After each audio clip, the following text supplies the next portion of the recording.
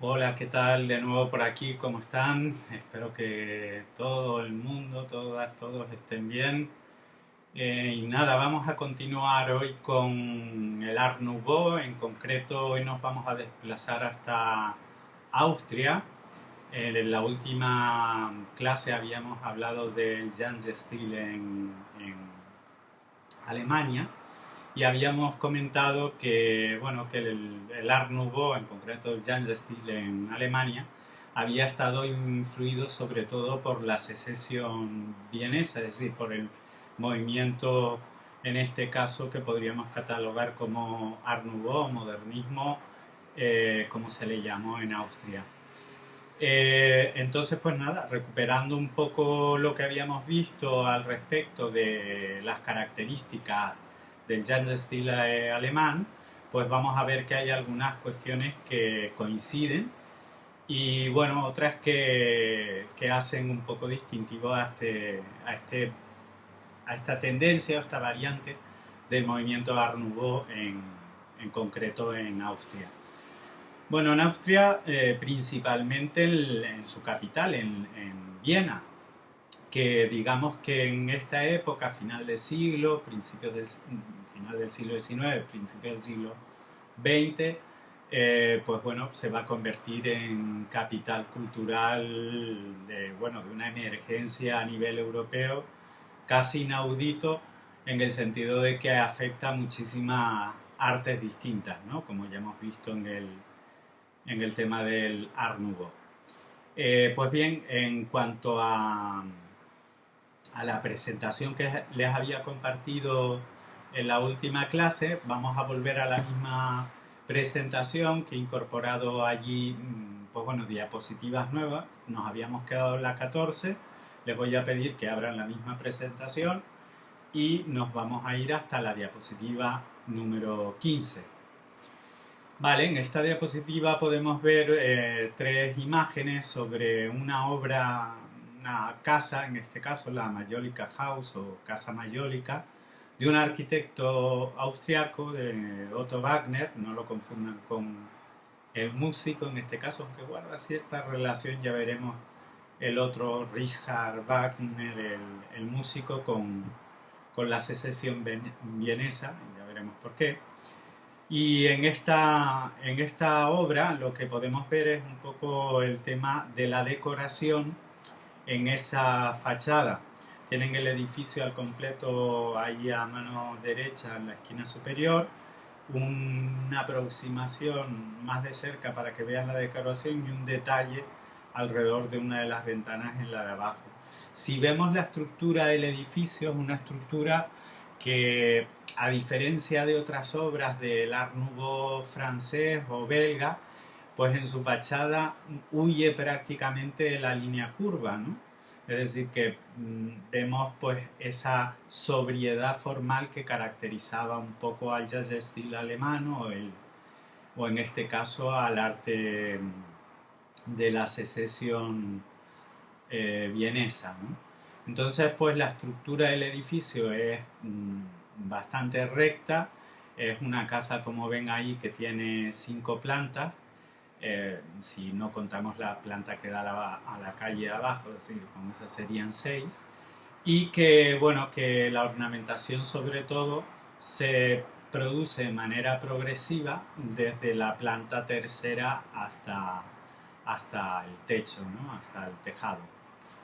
En esta obra de Otto Wagner, pues bueno, Otto Wagner de hecho va a estar trabajando con todos los artistas de la secesión vienesa, pero la he querido poner aquí un poco al principio para que vean la relación con las otras obras que veníamos viendo del Jugendstil alemán. Entonces, pues bueno, les voy a invitar un poco a que pasen a la diapositiva número 16 y aquí tenemos dos imágenes de otro edificio de Viena, en este caso el más emblemático de la secesión vienesa, de hecho se llama así, Pabellón de la Secesión. Es una obra de Josep Maria Olbrich de 1898 Y bueno, aprovecho un poco este momento para hacer una introducción de las características generales, así como las hice respecto a los movimientos del modernismo, el Art Nouveau en otros países, para hablar un poco de concretamente cómo se manifiestan en el caso de Austria. Este pabellón se construye porque hay una serie de artistas encabezados por Gustav Klimt, un pintor que imagino que conocerán, de todas formas lo vamos a ver en la clase de hoy, posteriormente. Y este grupo de artistas un poco lo que buscaban era diferenciarse de la asociación de artistas austriacos, que era como muy convencional, muy conectada un poco a ese pasado del que querían huir estos nuevos artistas vieneses, y que van a plantear como presupuestos artísticos una renovación artística en todas las artes, es decir, pintura, escultura, arquitectura, dibujo, etcétera, y también las artes decorativas y de otro tipo, como vimos en otros países, ¿no?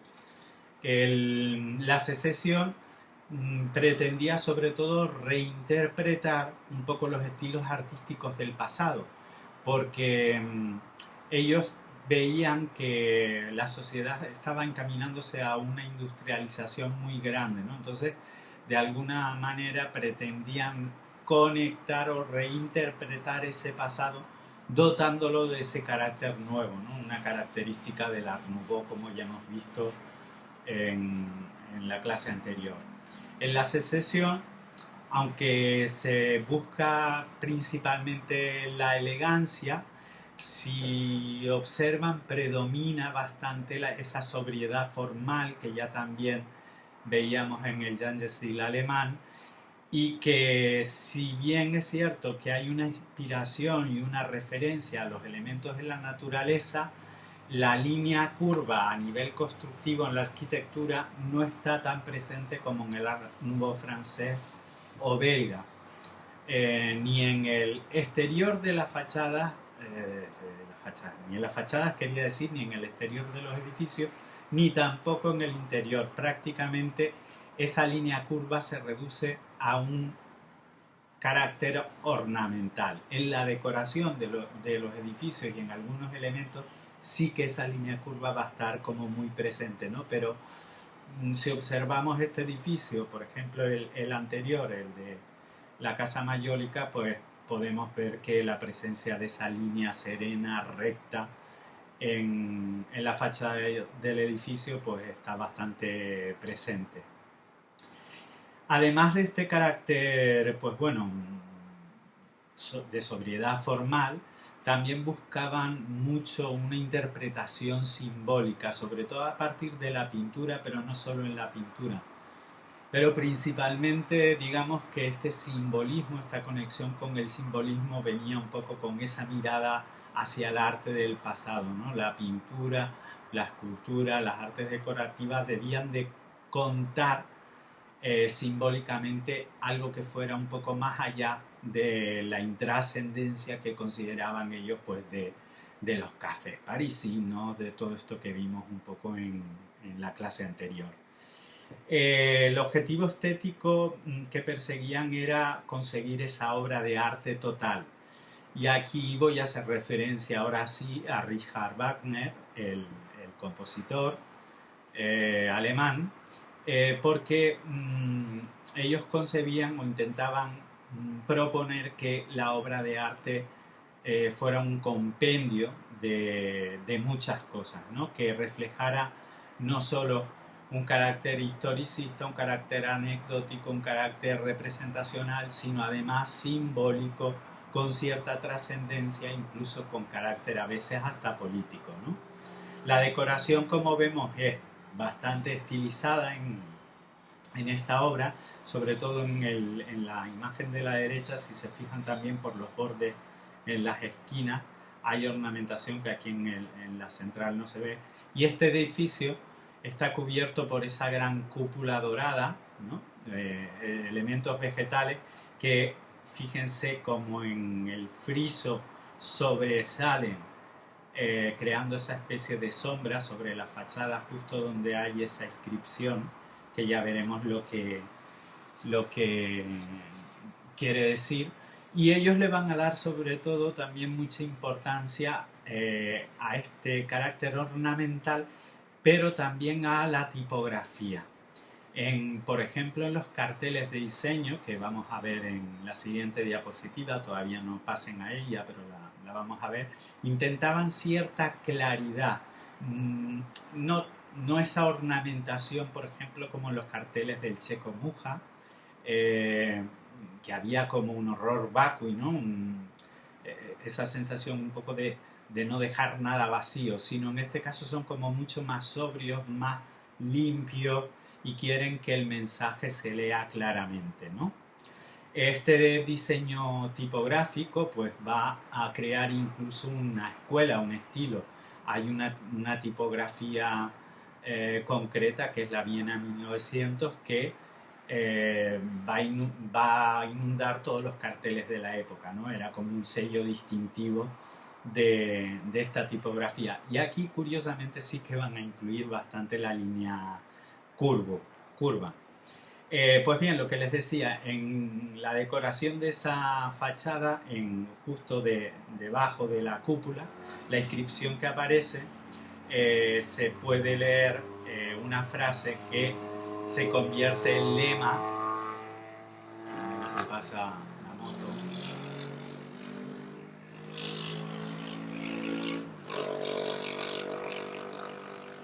Bueno, como decía, se convierte en lema de la secesión vienesa, que era: a cada tiempo su arte y a cada arte su libertad. Esta frase lo que venía a decir es que cada momento histórico tenía su arte, pero que ellos se consideraban con la libertad suficiente como para proponer un arte nuevo. Y es que este pabellón pretendía ser lugar para la exposición de nuevos jóvenes artistas, de arte emergente, y que hiciera una revisión de ese pasado, pero conectarlo con esa perspectiva de futuro. Todas estas inscripciones, la cúpula, esta que aparece debajo de la cúpula, y esta que vemos aquí a mano izquierda, que pone Ver Sacrum, que sería traducido, una frase en latín que traducida quiere decir primavera sagrada, estaban hechas en bronce dorado.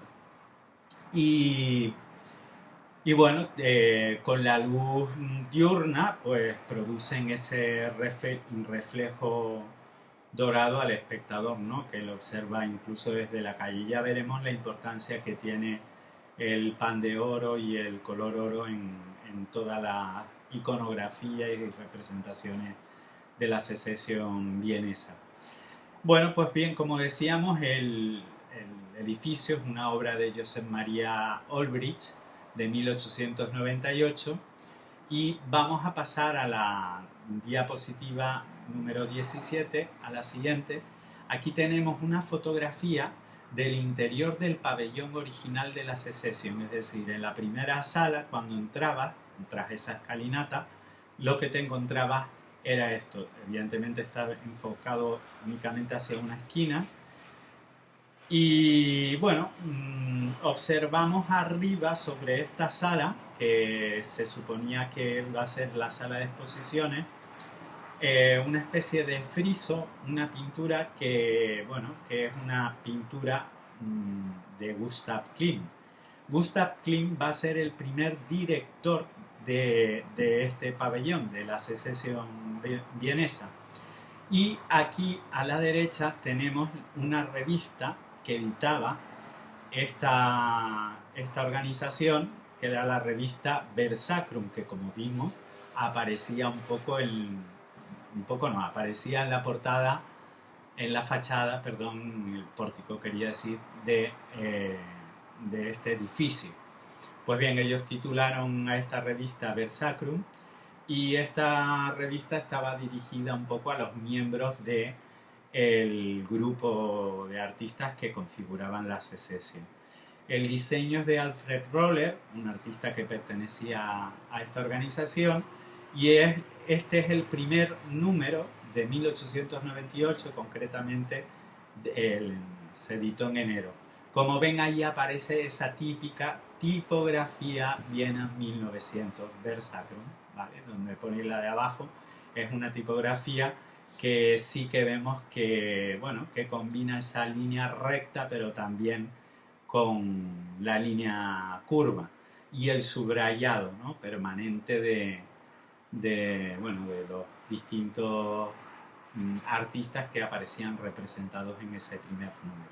Pero bueno, vamos a volver un poco a esa imagen en blanco y negro. Habíamos dicho que Gustav Klimt había sido el presidente, su primer presidente, y bueno, entre todos los artistas que lo configuraban, esta organización, pues había artistas nuevos, pero también había artistas de carácter naturalista, realista, simbolista, es decir, que era una especie de amalgama, no eran demasiado puristas en cuanto a esa selección un poco de formal, ¿no?, sino que había un conglomerado de artistas que todos emergentes, artistas jóvenes que querían hacer esta proposición nueva, ¿no?, reinterpretando distintos momentos del pasado, como había dicho, y conectándolos con el futuro. Ahí ven a mano derecha una escultura entre esa especie de ventana, y es una escultura que estaba dedicada a Beethoven. Y es que en una exposición que se hizo en esta sede de la Secession, le dedicaron una exposición a Beethoven.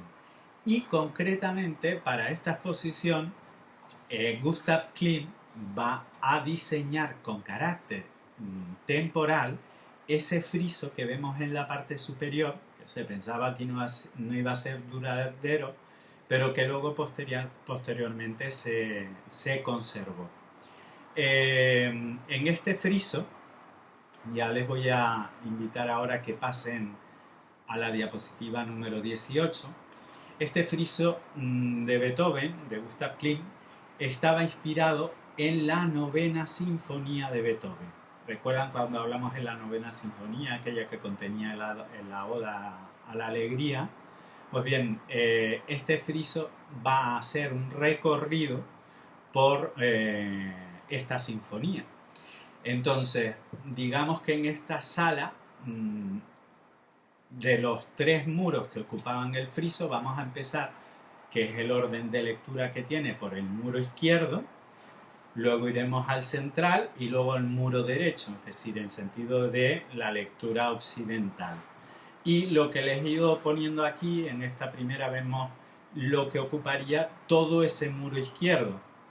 En concreto, este muro izquierdo, esas imágenes, o esa imagen, aparece prácticamente el muro desnudo, y solo en la parte superior aparecen estas figuras femeninas, que espero que, no sé si las ven bien, fíjense por ejemplo en el cabello dorado de algunos personajes femeninos y otros, representarían el anhelo de felicidad, y estas figuras aparecen suspendidas en el aire. Haría un poco alusión a ese primer movimiento de la novena sinfonía de Beethoven, ¿no?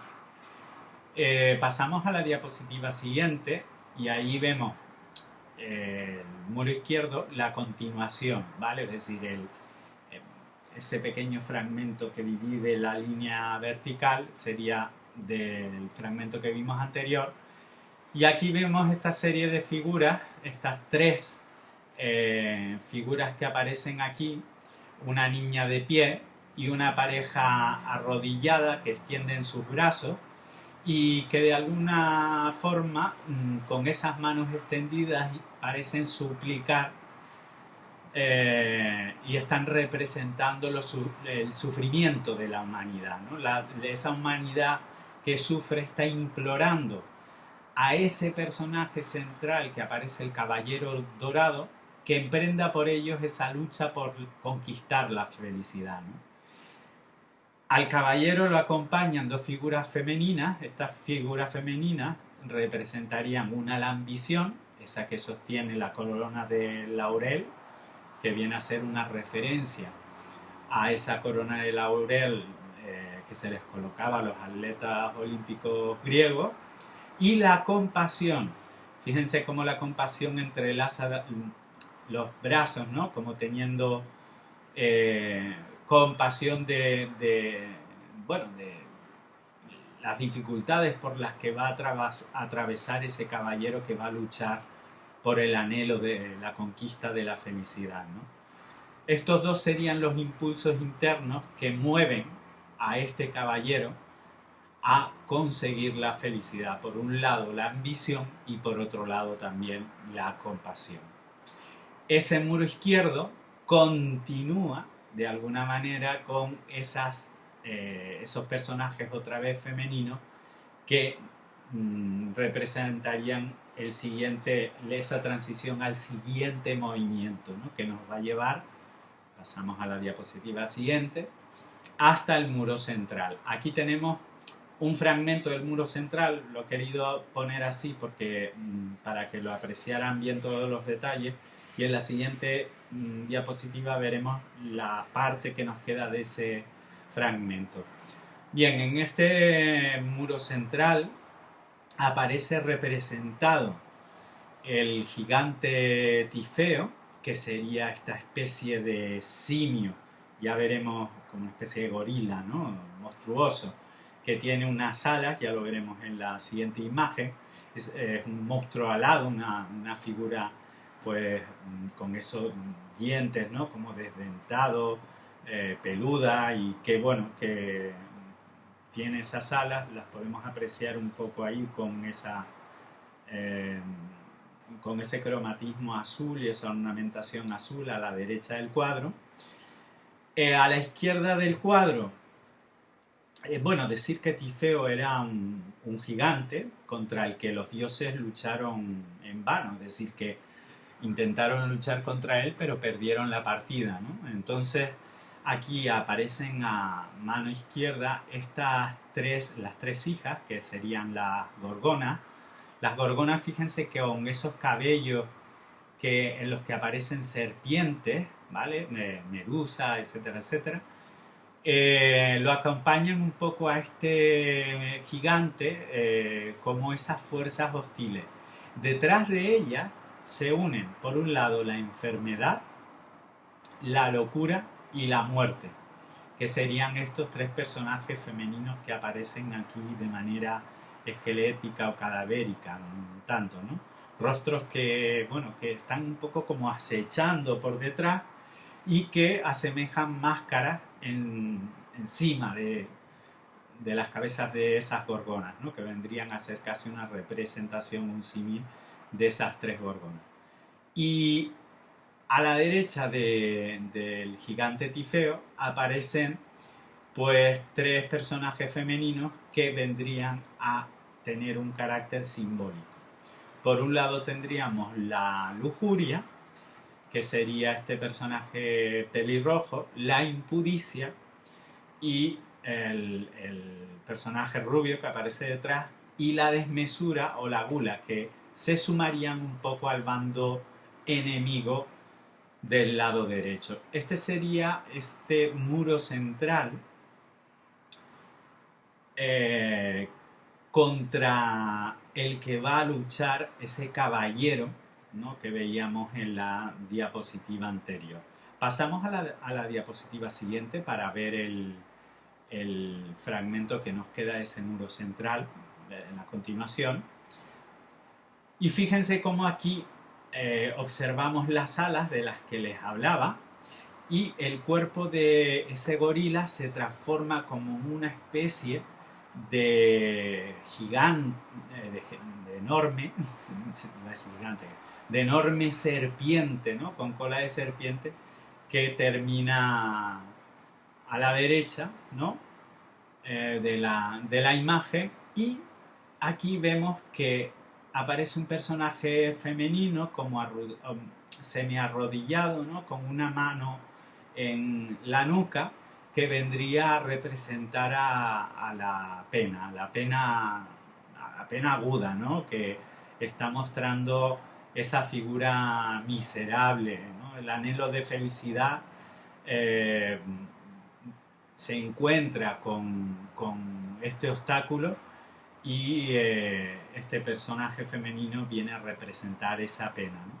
Observemos que en el margen superior derecho vemos a ese anhelo de la felicidad que representaban estos personajes femeninos, logra alejarse volando por encima, es decir, de este monstruo y de los personajes femeninos contra los que luchaba este caballero. Es decir, ese anhelo de la felicidad logra salir victorioso, ¿no?, de esta lucha. Pasamos a la diapositiva siguiente. Y aquí tenemos la continuación, ya estaríamos en el muro derecho, ¿no? El muro central lo hemos dejado.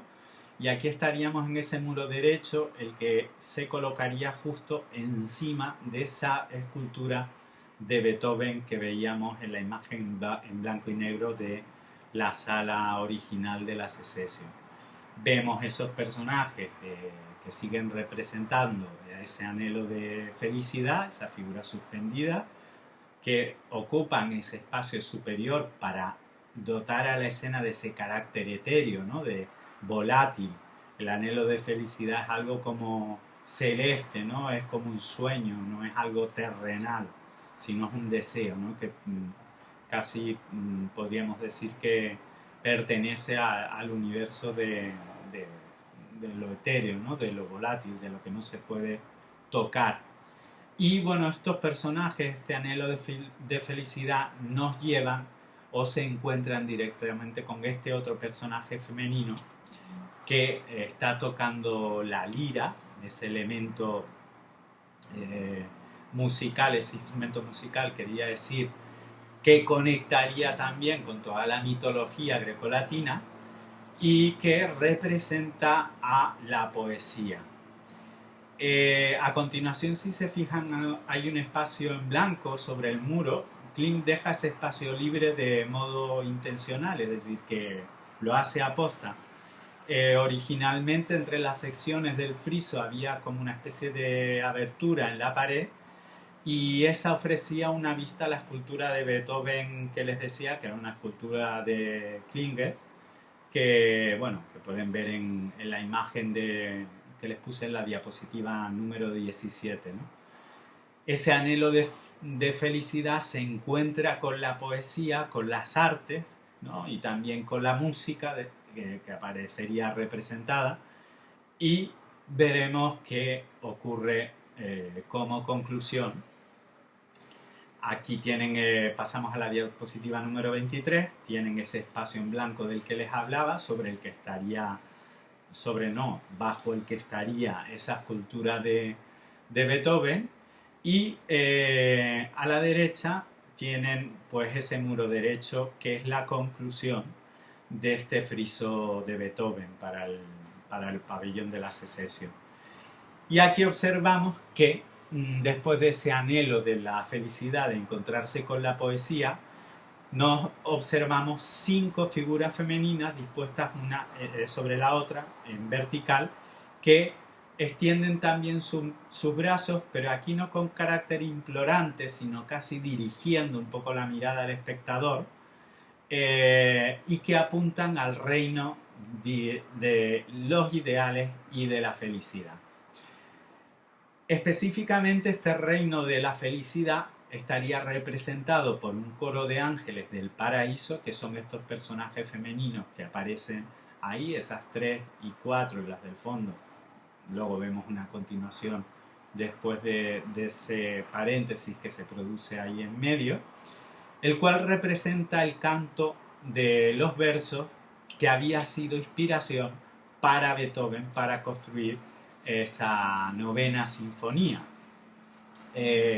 Esos versos que provienen de la Oda a la Alegría, que como vimos cuando estudiamos Beethoven, era una obra de Schiller, que como ya les decía sirvió de inspiración e hilo conductor pues a Beethoven para componer esta sinfonía. A la derecha vemos que una pareja, ahí en medio de esa especie de marco dorado, de esa puerta o campana dorada, vemos una pareja que se hunde en ese beso ¿no? Del que hablaba la obra de Schiller, convirtiendo un poco a ese entorno, ¿no? En un entorno celestial. Y así quedan representadas las artes que nos conducen al reino ideal, ¿no? Al único en el que podemos encontrar pues la alegría pura, la felicidad pura y el amor puro. Debajo les he puesto dos, dos imágenes, dos fragmentos, para que observen el uso del pan de oro, porque las imágenes anteriores, las que encontré libres de derechos de autor, pues no se veía, no había ninguna que se viera este efecto dorado, ¿no? Si observan tanto en el fondo, en los ropajes de este coro celestial, como en esta pareja que se funde en este beso, en este abrazo, y toda esa ornamentación, esto era pan de oro, es decir, eran láminas doradas que se adherían a la pintura. En las otras anteriores que hemos visto en cada una de las partes de este friso de Beethoven, pues también todos esos elementos que vean dorados, pues están hechos con pan de oro, ¿no? Pero para hacerse una idea de, bueno, de ese efecto brillante que tiene sobre la pared, les he puesto estas dos imágenes que hacen un poco de reflejo. De todas formas, nada que ver con verlo en directo, lo cual les aconsejo si tienen la oportunidad y la posibilidad de viajar a Viena, ¿no? Esta obra, pues bueno, puede considerarse la obra cumbre de Klimt, pero bueno, quizás tampoco no es la obra más conocida. Supongo que hay otra obra de Gustav Klimt que cuando la veamos le sonará bastante